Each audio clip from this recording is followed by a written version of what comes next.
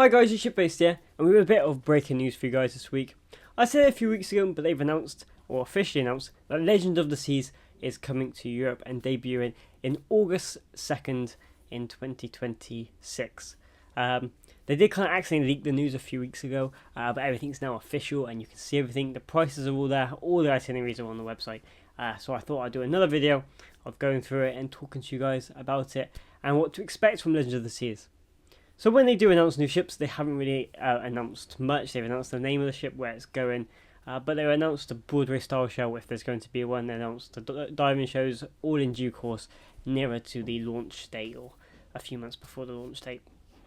The prices don't look that bad for a new Icon class ship. We're not talking about the craziness of Icon of the Seas. I have everything here.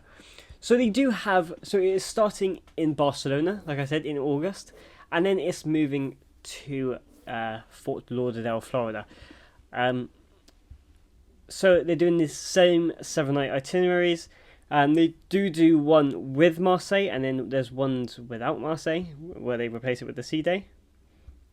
Then they're also doing 6 and 8 nights from Fort Lauderdale, going to the Western and I think it's Southern Caribbean. Western, yeah, Southern Caribbean, I thought it was. And that one is 8 nights, all going to Perfect Day. So, the prices. So they have 4 sailings. The first 4 sailings are during, it's during UK summer holidays, so I assume it would match up with other people. And they're all literally £1,500 cheapest per person. The first sailing is the £1,562, and then the next one's £1,502. So you're paying £60 to have the first sailing. So I don't think that's the end of the world. But then going from the UK, flights is going to be long, quite expensive. So now you're looking. They do have one 3-night cruise from Civitavecchia, or Rome. In brackets, Civitavecchia. Rome's only an hour and a half away. To Barcelona, 3 nights. That is priced at £809 a person on the Royal Caribbean site. If I'm going to book this, I'm going to book this with my kind of cruise because it will be slightly cheaper. So definitely go and check those guys out and see what the prices are on there when they get posted.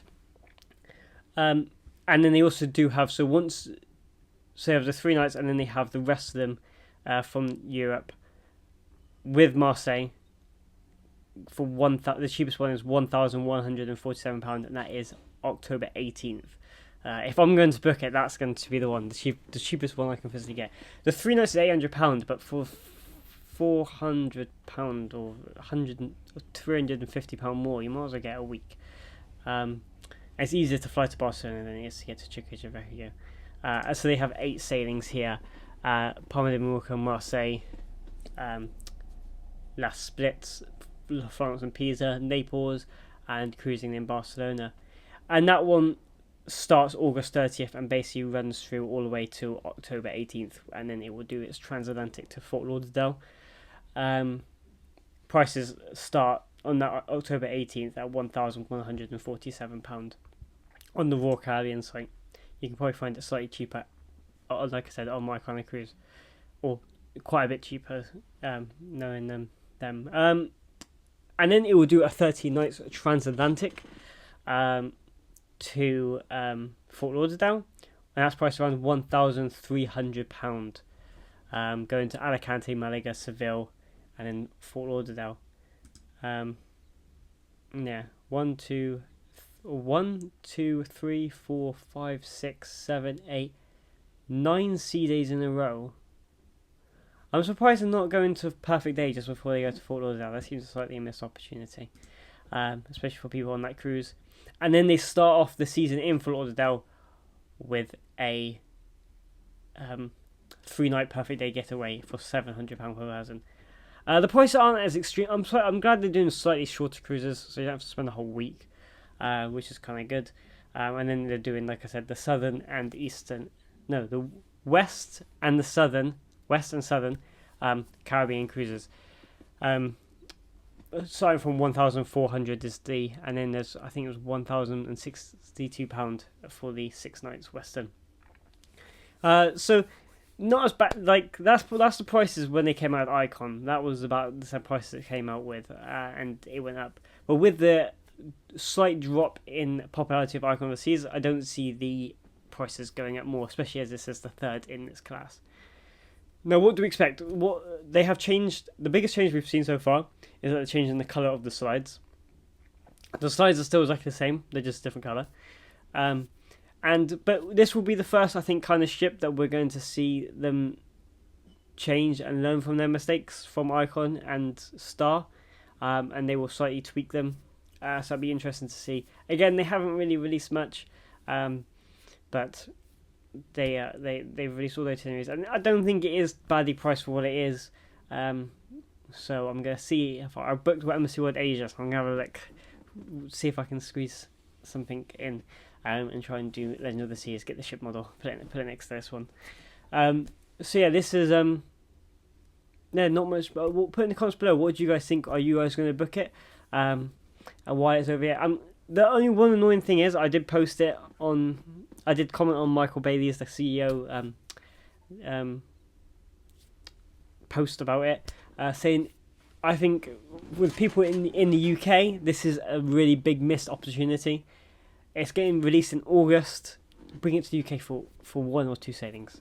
But yeah, I'm going to do a whole video on. I think Royal Caribbean's forgetting the UK. We just keep getting the old, like, crappy ships year after year, and the itineraries from the UK are really not great.